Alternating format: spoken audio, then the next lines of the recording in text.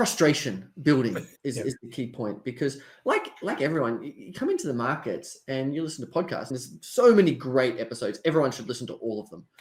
But the problem is there's so many different approaches. It's like, oh, this guy does this. That's cool. I'll go and investigate. Oh, this person does this. Oh, this girl does that. And, before you know it, you're massively overwhelmed. You have no idea what works. Everyone has conflicting information, and you kind of don't know where to turn.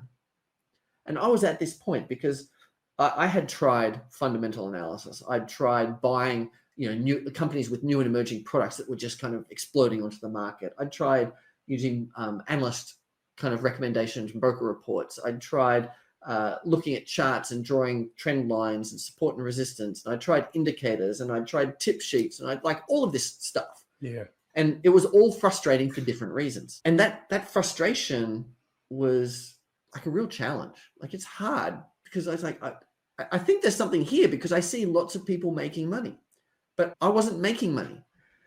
And so that frustration, for me, frustration is a trigger to drive curiosity. And I think that's really important, because there's so many frustrating parts of it. Like, when you're learning, you've got to learn to make money. You've got to learn different techniques. You've got to figure out what mistakes you're making. But all of that, there's a lot of negative feedback in there. And if you'll let that negative feedback turn to frustration, this game is unwinnable, I believe. But if you'll let that negative feedback turn into curiosity, which drives you forward to investigate and learn and understand something, then this game is winnable. And I think that's really, really key. So I had all of that frustration. And so I got curious, like, okay, why are these things not making money? Why am I having trouble with these different techniques? And somewhere on the bookshelf back there, but I read Market Wizards. It's like the modern day podcast. You read the approach of lots of different traders, but I did it differently. I read it with curiosity. What are these people doing, and which of those approaches resonate with me?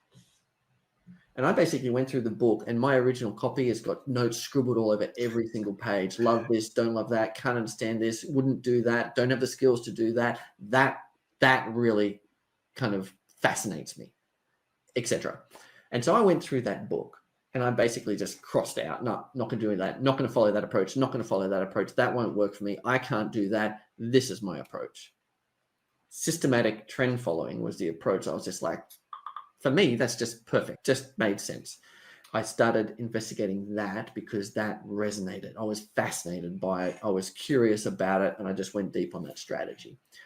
And when I turned on my first systematic approach to trend trading stocks, my equity curve literally turned on a dime. Now, it's not always going to be that way. I was a bit lucky. Like, I turned it on. There was a couple of good trades. I didn't have massive drawdown at the beginning, but my confidence shifted on the spot.